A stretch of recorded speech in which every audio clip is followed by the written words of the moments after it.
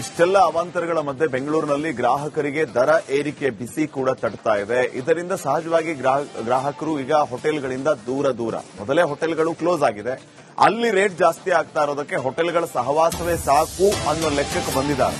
ಇದರ ಮಧ್ಯೆ ಈ ದರ ಏರಿಕೆ ವಿಚಾರವಾಗಿ ಗೌರವಾಧ್ಯಕ್ಷ ಪಿಸಿ ರಾವ್ ಮಾತಾಡಿದ್ದಾರೆ.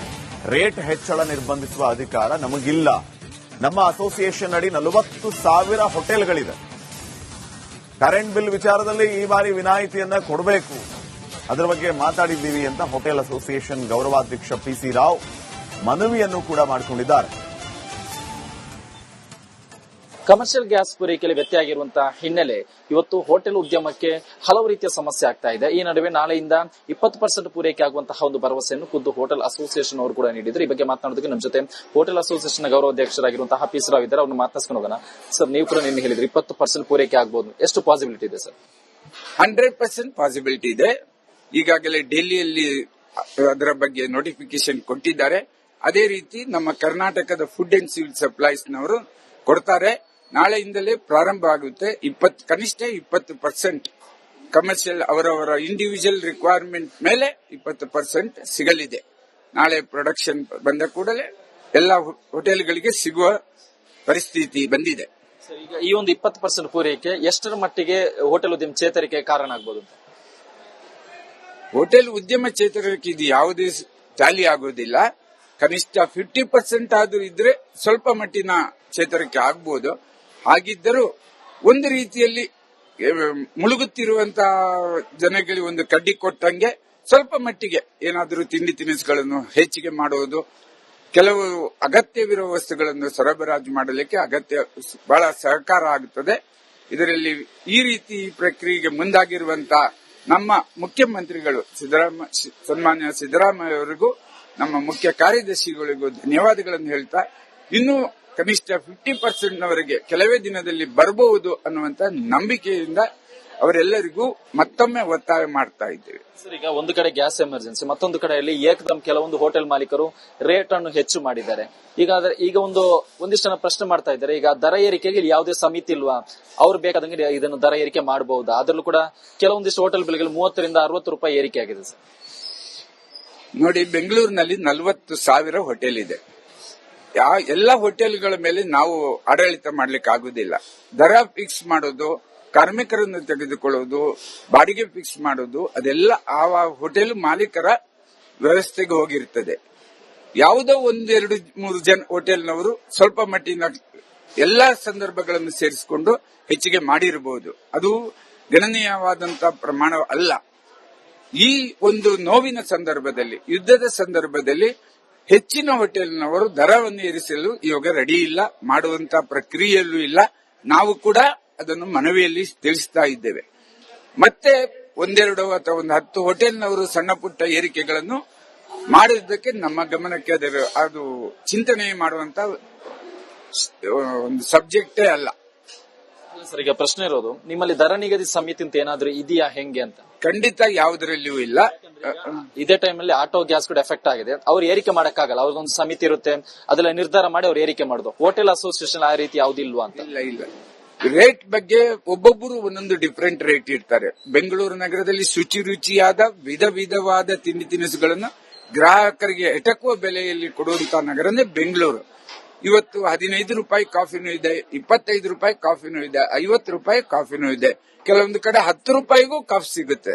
ಇದು ಅವರವರ ಖರ್ಚು ವೆಚ್ಚ, ಅವರವರ ಕಾರ್ಮಿಕರ ಸಂಬಳ, ಬಾಡಿಗೆ, ಅಲ್ಲಿರುವ ಗ್ರಾಹಕರಿಗೆ ಅಗತ್ಯವಿದೆ, ಇದೆಲ್ಲವನ್ನು ನೋಡಿ ಅವರವರಿಗೆ ನಿರ್ಧಾರ ಮಾಡ್ತೇವೆ. ಇದು ಯಾವುದೇ ಸಂಘಕ್ಕೆ, ಯಾವುದೇ ಸಮಿತಿಗೆ ಇದು ನಿಯೋಜಿತವಾಗಿಲ್ಲ. ಇವಿಷ್ಟು ಬೆಂಗಳೂರು ಹೋಟೆಲ್ ಅಸೋಸಿಯೇಷನ್ ನ ಗೌರವಾಧ್ಯಕ್ಷರಾಗಿರುವಂತಹ ಪಿಸಿ ರಾವ್ ಅವರ ಮಾತು. ಕ್ಯಾಮರಾ ಪರ್ಸನ್ ರಘು ಜೊತೆ ಸತ್ತಾರ್, ರಿಪಬ್ಲಿಕ್ ಕನ್ನಡ, ಬೆಂಗಳೂರು.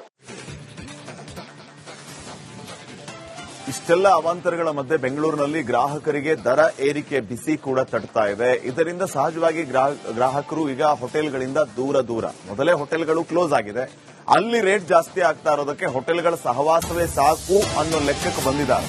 ಇದರ ಮಧ್ಯೆ ಈ ದರ ಏರಿಕೆ ವಿಚಾರವಾಗಿ ಗೌರವಾಧ್ಯಕ್ಷ ಪಿಸಿ ರಾವ್ ಮಾತಾಡಿದ್ದಾರೆ.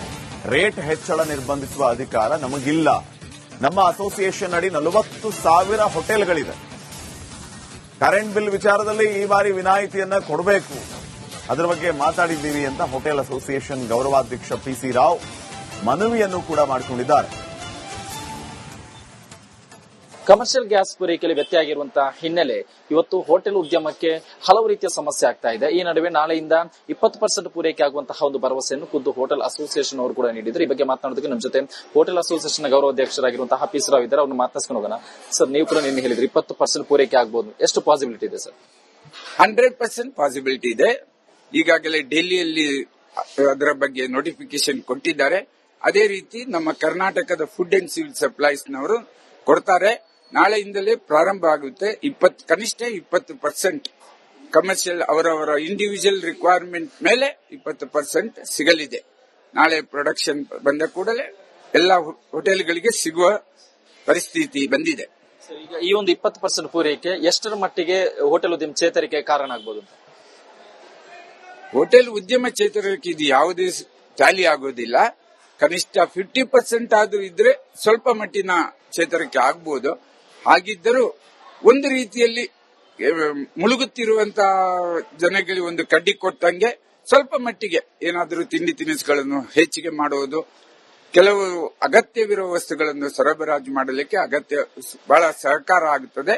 ಇದರಲ್ಲಿ ಈ ರೀತಿ ಪ್ರಕ್ರಿಯೆಗೆ ಮುಂದಾಗಿರುವಂತಹ ನಮ್ಮ ಮುಖ್ಯಮಂತ್ರಿಗಳು ಸನ್ಮಾನ್ಯ ಸಿದ್ದರಾಮಯ್ಯ ಅವರಿಗೂ ನಮ್ಮ ಮುಖ್ಯ ಕಾರ್ಯದರ್ಶಿಗಳಿಗೂ ಧನ್ಯವಾದಗಳನ್ನು ಹೇಳ್ತಾ, ಇನ್ನು ಕನಿಷ್ಠ 50% ನವರೆಗೆ ಕೆಲವೇ ದಿನದಲ್ಲಿ ಬರಬಹುದು ಅನ್ನುವಂತ ನಂಬಿಕೆಯಿಂದ ಅವರೆಲ್ಲರಿಗೂ ಮತ್ತೊಮ್ಮೆ ಒತ್ತಾಯ ಮಾಡ್ತಾ ಇದ್ದೇವೆ. ಸರ್, ಈಗ ಒಂದು ಕಡೆ ಗ್ಯಾಸ್ ಎಮರ್ಜೆನ್ಸಿ, ಮತ್ತೊಂದು ಕಡೆಯಲ್ಲಿ ಏಕದಮ್ ಕೆಲವೊಂದು ಹೋಟೆಲ್ ಮಾಲೀಕರು ರೇಟ್ ಅನ್ನು ಹೆಚ್ಚು ಮಾಡಿದ್ದಾರೆ. ಈಗ ಒಂದಿಷ್ಟು ಪ್ರಶ್ನೆ ಮಾಡ್ತಾ ಇದ್ದಾರೆ, ಈಗ ದರ ಏರಿಕೆಗೆ ಯಾವುದೇ ಸಮಿತಿ ಇಲ್ವಾ? ಅವ್ರು ಬೇಕಾದಂಗೆ ಇದನ್ನು ದರ ಏರಿಕೆ ಮಾಡಬಹುದಾ? ಅದರಲ್ಲೂ ಕೂಡ ಕೆಲವೊಂದಿಷ್ಟು ಹೋಟೆಲ್ ಬಿಲ್ಗಳು 30 ರಿಂದ 60 ರೂಪಾಯಿ ಏರಿಕೆ ಆಗಿದೆ ಸರ್. ನೋಡಿ, ಬೆಂಗಳೂರಿನಲ್ಲಿ 40,000 ಹೋಟೆಲ್ ಇದೆ. ಎಲ್ಲ ಹೋಟೆಲ್ಗಳ ಮೇಲೆ ನಾವು ಆಡಳಿತ ಮಾಡ್ಲಿಕ್ಕೆ ಆಗುದಿಲ್ಲ.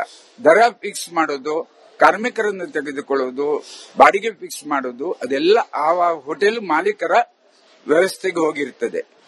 ಯಾವುದೋ 1-2-3 ಜನ ಹೋಟೆಲ್ನವರು ಸ್ವಲ್ಪ ಮಟ್ಟಿನ ಎಲ್ಲಾ ಸಂದರ್ಭಗಳನ್ನು ಸೇರಿಸಿಕೊಂಡು ಹೆಚ್ಚಿಗೆ ಮಾಡಿರಬಹುದು. ಅದು ಗಣನೀಯವಾದಂತಹ ಪ್ರಮಾಣ ಅಲ್ಲ. ಈ ಒಂದು ನೋವಿನ ಸಂದರ್ಭದಲ್ಲಿ, ಯುದ್ಧದ ಸಂದರ್ಭದಲ್ಲಿ ಹೆಚ್ಚಿನ ಹೋಟೆಲ್ನವರು ದರವನ್ನು ಏರಿಸಲು ಇವಾಗ ರೆಡಿ ಇಲ್ಲ, ಮಾಡುವಂತ ಪ್ರಕ್ರಿಯೆಯಲ್ಲೂ ಇಲ್ಲ. ನಾವು ಕೂಡ ಅದನ್ನು ಮನವಿಯಲ್ಲಿ ತಿಳಿಸ್ತಾ ಇದ್ದೇವೆ.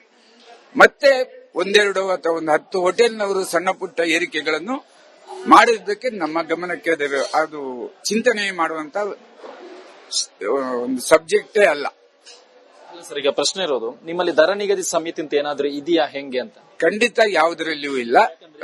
ಇದೇ ಟೈಮ್ ಅಲ್ಲಿ ಆಟೋ ಗ್ಯಾಸ್ ಕೂಡ ಎಫೆಕ್ಟ್ ಆಗಿದೆ. ಅವ್ರು ಏರಿಕೆ ಮಾಡಕ್ಕಾಗಲ್ಲ, ಅವ್ರಿಗೊಂದು ಸಮಿತಿ ಇರುತ್ತೆ, ಅದೆಲ್ಲ ನಿರ್ಧಾರ ಮಾಡಿ ಅವ್ರು ಏರಿಕೆ ಮಾಡೋದು. ಹೋಟೆಲ್ ಅಸೋಸಿಯೇಷನ್ ಆ ರೀತಿ ಯಾವ್ದಿಲ್ವಾ ಅಂತ? ಇಲ್ಲ.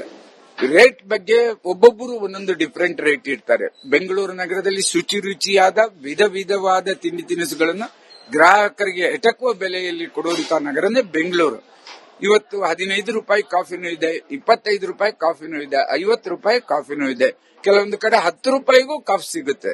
ಇದು ಅವರವರ ಖರ್ಚು ವೆಚ್ಚ, ಅವರವರ ಕಾರ್ಮಿಕರ ಸಂಬಳ, ಬಾಡಿಗೆ, ಅಲ್ಲಿರುವ ಗ್ರಾಹಕರಿಗೆ ಅಗತ್ಯವಿದೆ, ಇದೆಲ್ಲವನ್ನು ನೋಡಿ ಅವರವರಿಗೆ ನಿರ್ಧಾರ ಮಾಡ್ತೇವೆ ವಿನಾ ಇದು ಯಾವುದೇ ಸಂಘಕ್ಕೆ, ಯಾವುದೇ ಸಮಿತಿಗೆ ಇದು ನಿಯೋಜಿತವಾಗಿಲ್ಲ. ಇವಿಷ್ಟು ಬೆಂಗಳೂರು ಹೋಟೆಲ್ ಅಸೋಸಿಯೇಷನ್ ನ ಗೌರವಾಧ್ಯಕ್ಷರಾಗಿರುವಂತಹ ಪಿಸಿ ರಾವ್ ಅವರ ಮಾತು. ಕ್ಯಾಮರಾ ಪರ್ಸನ್ ರಘು ಜೊತೆ ಸತ್ತಾರ್, ರಿಪಬ್ಲಿಕ್ ಕನ್ನಡ, ಬೆಂಗಳೂರು.